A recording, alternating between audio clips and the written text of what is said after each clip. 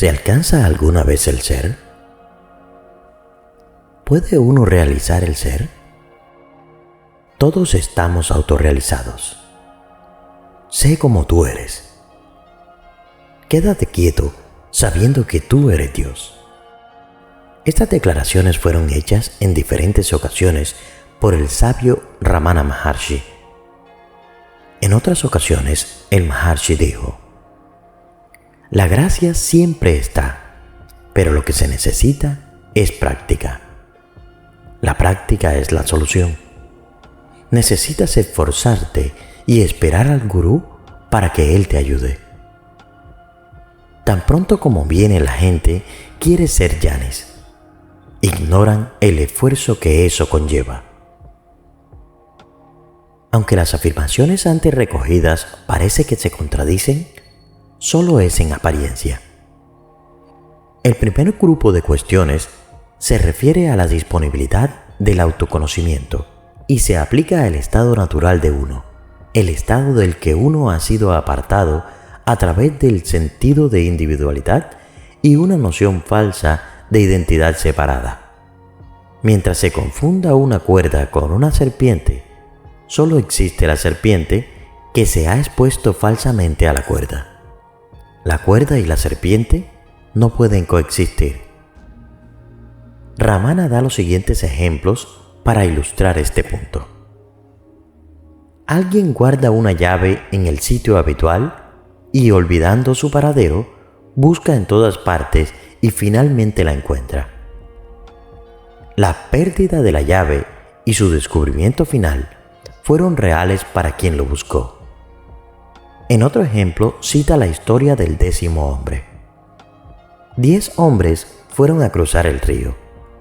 Después de cruzar a nado, quisieron verificar que todos habían llegado a salvo al otro lado. Cada uno contó a los presentes, pero no se contó a sí mismo. Por tanto, solo contaron 9 hombres.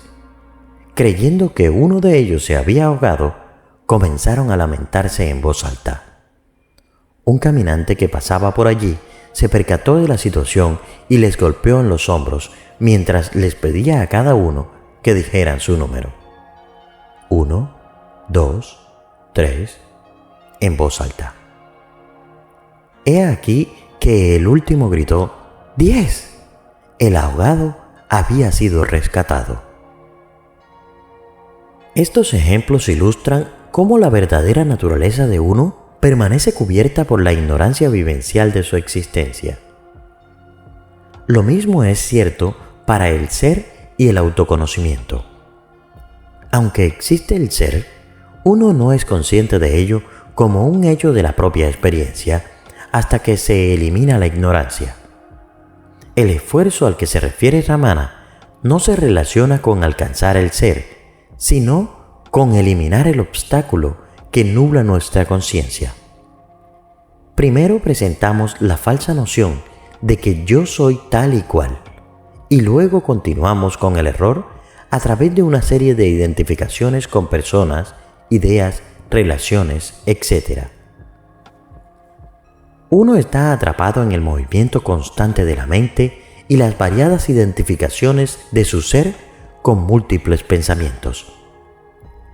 Todo esto viene originado por el estímulo externo de los objetos, el impulso interno de las tendencias latentes y los recuerdos residuales. El movimiento de los pensamientos es más rápido que el viento. El amplio almacén de recuerdos relacionados con las acciones sigue exteriorizando la mente con su impulso hacia afuera.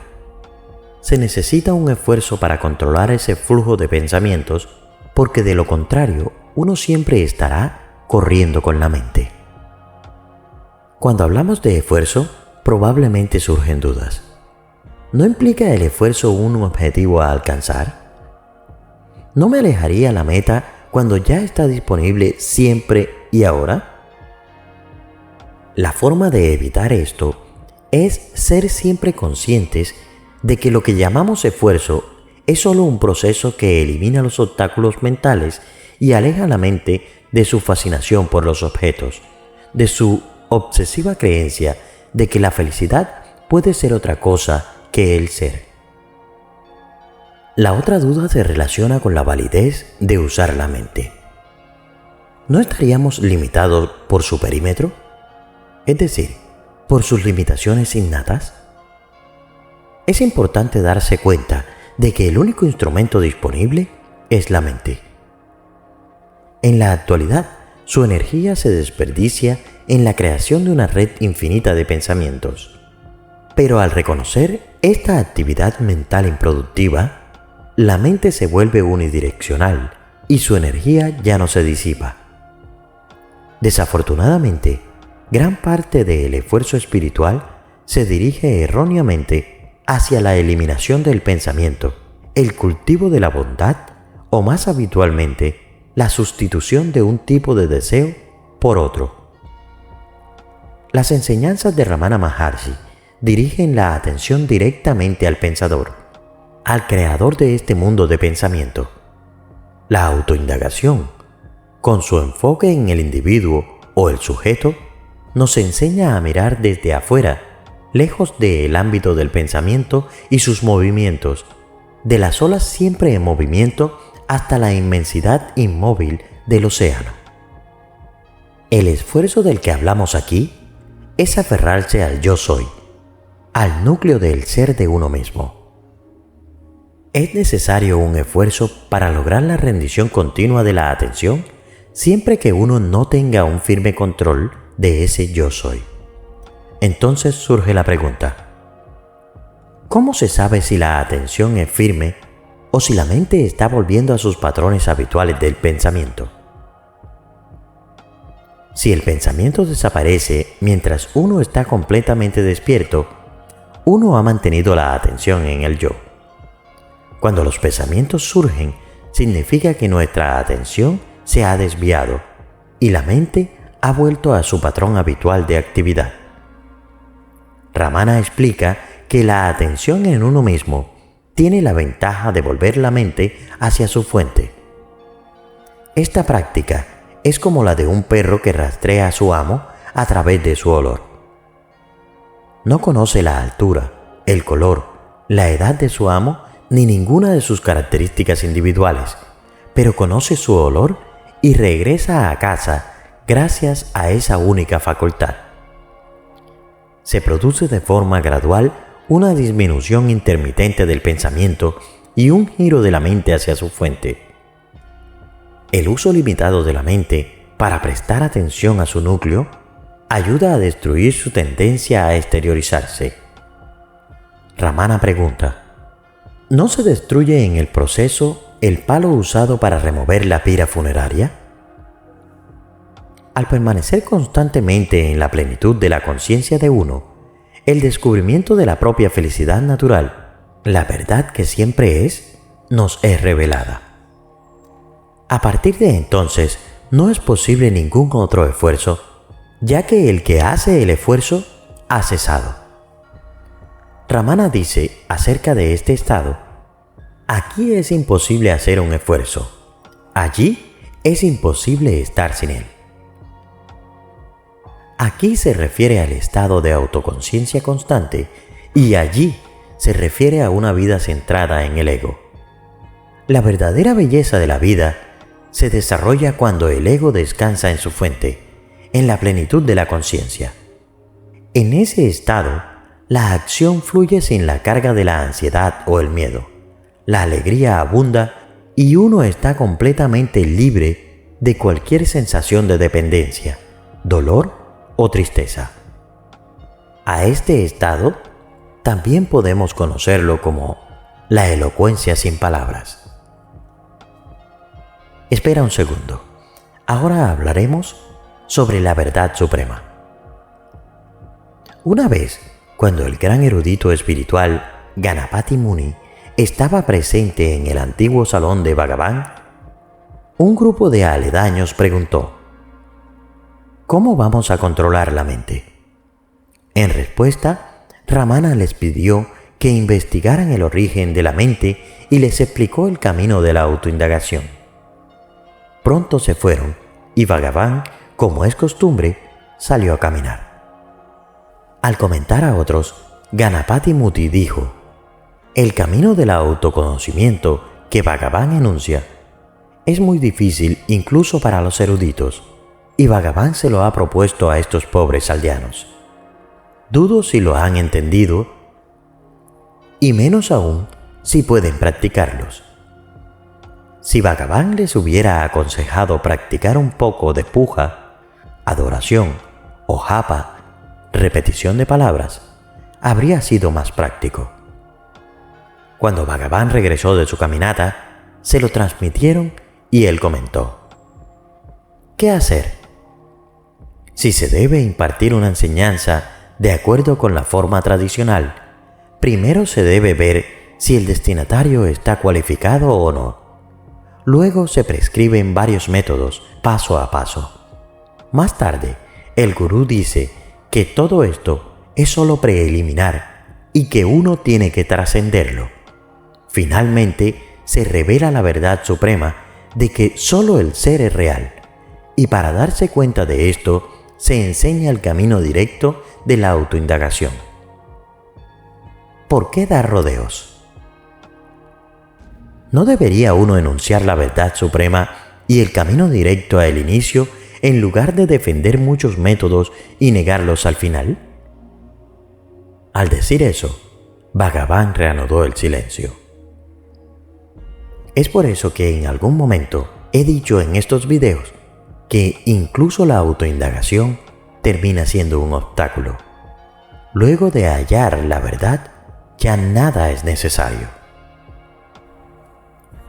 Eternamente eres eso. Comentarios de Ramana Maharshi.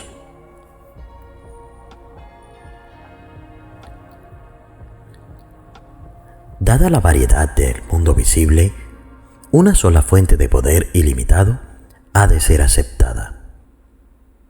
El observador, lo observado, la luz que permite la observación y la pantalla sobre la que se proyecta son todos el mismo uno, el absoluto. Una sola fuente, un mismo origen ha de ser aceptado. Sin embargo, el mundo, quien lo ve, la luz y la pantalla donde se proyecta, no están separados de la fuente. Todo es eso, el absoluto, y todos formamos parte indivisa de tal absoluto. El absoluto contiene al observador y lo observado, dando lugar a la relación dual entre sujeto y objeto. Sin embargo, también contiene al proceso de la observación y el mismo mundo, la pantalla sobre la que se proyecta la realidad. Todo está contenido en el mismo absoluto, aunque en el sueño de la dualidad, el ego suponga estar separado de los demás, de la materia y de Dios. Dependiendo del nivel de la vibración, así será el nivel de comprensión.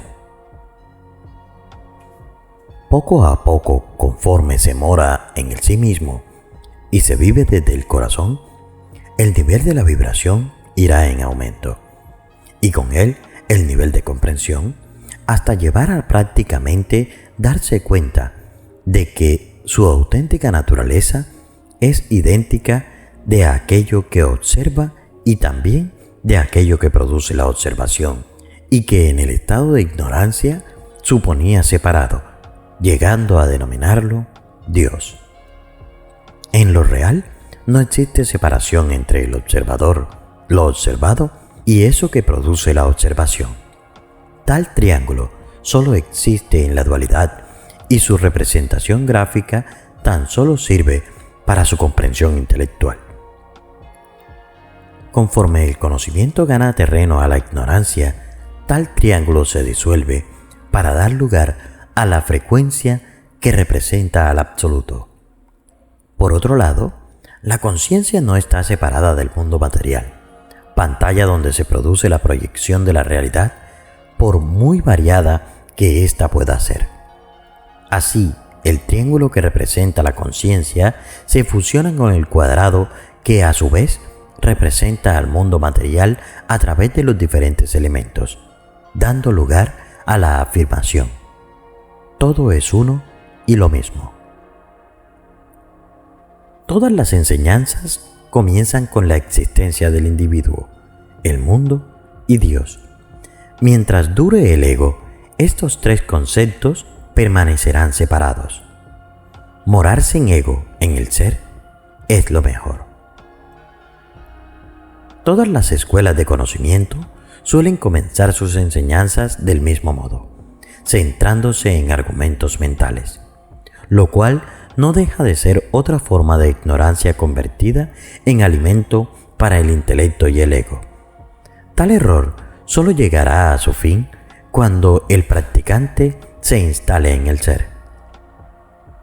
La ignorancia es la enfermedad y la comprensión a través del conocimiento su medicina.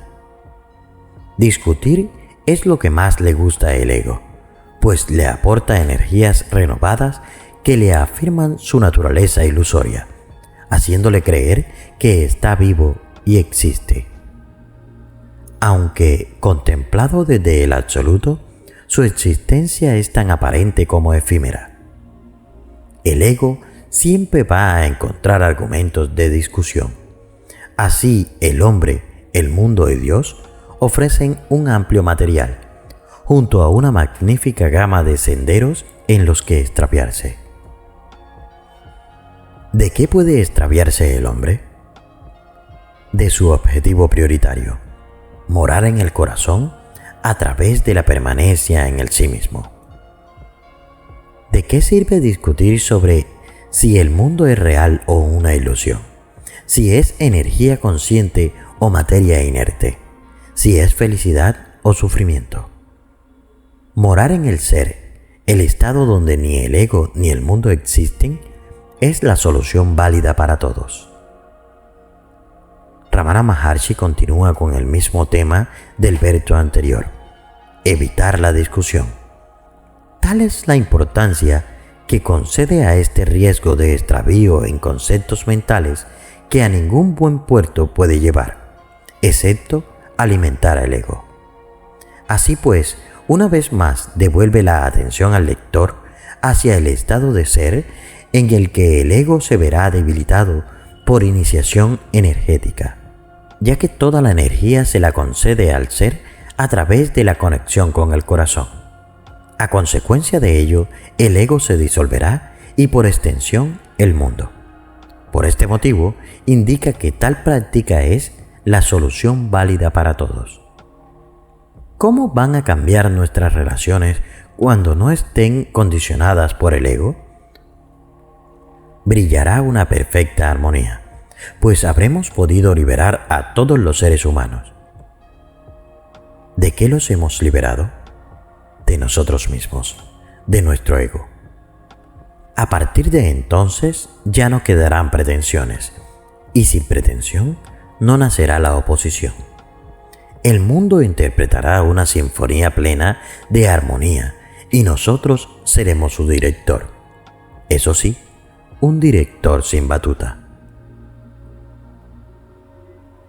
Mientras uno crea tener una forma definida, el mundo y Dios también las tendrán.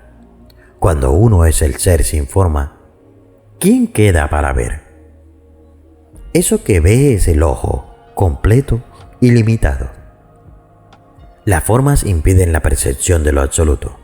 El absoluto es el todo está pleno, pues contiene todo.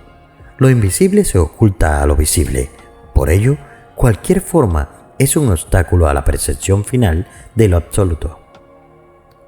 Más allá de la forma se encuentra lo real. Lo real incluye la realidad, pero no es la realidad configurada de formas. Si algo tiene forma definida, no es real, pero está en lo real. Esto no se puede enseñar, tampoco se puede aprender. Es preciso su experimentación. Se experimenta desde el corazón. Dejarse engañar por las formas es perderse en ellas. Cuando lo real aparece, las formas se diluyen hasta desaparecer. Cuando lo espiritual pasa al mundo de las formas, deja de ser espiritual para convertirse en un concepto más. Dios es cuando no es. La forma de Dios lo convierte en un concepto y por lo tanto una ilusión más. Igual sucede con el hombre que cree tener forma. Es ilusorio. Perderse en las formas es tan fácil como natural.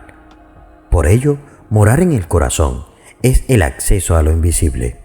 Vivir en lo invisible es inevitable cuando se lo ha descubierto. Entonces, uno pasa a ser el testigo que observa. Eso que ve es el ojo, completo y limitado. Aunque tanto la mente como el mundo surgen y desaparecen juntos, es la luz de la conciencia la que ilumina el mundo. La fuente de la que el mundo y la conciencia emergen y se sumergen es lo real. Eso no emerge ni se sumerge. La conciencia es la que hace aparente al mundo. Ahora bien, es la mente lo que proporciona su percepción. Es preciso matizar que la conciencia es individual, aunque forma parte indivisa de la conciencia pura, que es universal. Repitamos esto. Es preciso matizar que la conciencia es individual, aunque forma parte indivisa de la conciencia pura, que es universal. Esto es, entre comillas, muy importante. Aquí hay algo que muchos tergiversamos un poco. La conciencia es individual. Nosotros tenemos como seres, como personas, tenemos nuestra propia conciencia, nuestra pequeña conciencia. Pero esta pequeña conciencia no está separada de la conciencia pura, que es universal, de la gran conciencia, del ser. Sigamos.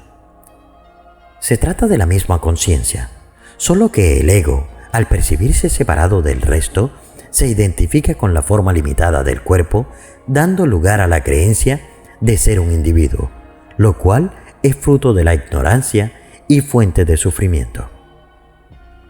Al ceñir la conciencia a los límites corporales, impide su natural expansión, interpretando el mundo exclusivamente a través de la mente y sus estrechos parámetros empíricos basados en las dimensiones espaciotemporales. Cuando se está en el estado de vigilia, aparece el mundo exterior y lo material, mientras que en el estado de sueño con sueños surge el mundo interior, formado de componentes oníricos. Recordamos que el mundo onírico es reflejo del subconsciente y por tanto la representación del mundo interior. La conciencia es anterior a la mente y el absoluto anterior a la conciencia. De la mente emerge el ego, el mundo como sustancia y la idea de Dios configurando la realidad. Con la luz de la conciencia pura se ilumina el ego, el mundo y Dios, creando la ilusión de la existencia, una pantalla sobre la que se proyecta una película que, como todas, es pura ficción, aunque parezca real. La fuente de la que emerge y se sumerge tanto la conciencia individual como los mundos exterior e interior es siempre lo real. Eso es constante, no surge ni desaparece, pues no está sometido a los cambios de percepción provocados por los diferentes estados de conciencia. Eso está siempre, es siempre, lo contiene todo y a todos, pero jamás es tocado por nada. En eso aparece y desaparece el mundo. La conciencia, el ser, es lo real. Las diversas formas no pueden existir aparte de él. ¿Pueden las joyas existir por sí mismas? ¿Acaso son aparte del oro? La conciencia pura, el ser, lo real, lo absoluto, contiene todo. Nada queda fuera de la circunferencia que representa el absoluto. Obsérvese el uso de diferentes palabras para intentar definir lo indefinible. Para aquel que vive en tal estado, su percepción del mundo ha cambiado. Y al mismo tiempo, continúa siendo la misma. El sujeto ve el objeto, lo percibe a través de su mente. En ese sentido, no hay diferencia. Sin embargo, él conoce la auténtica naturaleza del observador y también de lo observado. Sabe que no existe diferencia ni separación y que todo es expresión del absoluto. Ese es el matiz que marca la diferencia entre el conocimiento real y la ignorancia. Mientras el ignorante cree ser y se identifica con la forma, aquel que tiene el conocimiento vive en el estado en el cual sabe que entre lo real y la realidad no existe separación, que el observador y lo observado forman parte de una misma unidad. Ve la joya, pero sabe que es solo oro. Si quieres apoyar con el sostenimiento del canal, puedes hacerlo de dos maneras. La primera es a través de nuestro link de afiliados de Amazon, donde al comprar cualquier producto, tú pagas lo mismo, pero nosotros recibimos una pequeña comisión que nos ayuda a seguir creando contenido. Y la segunda es mediante donaciones directas por PayPal, que serán muy bien dirigidas para apoyar con el sostenimiento del canal. Ambos enlaces los encontrarás en la descripción del video. Gracias por tu apoyo y nos vemos en el silencio.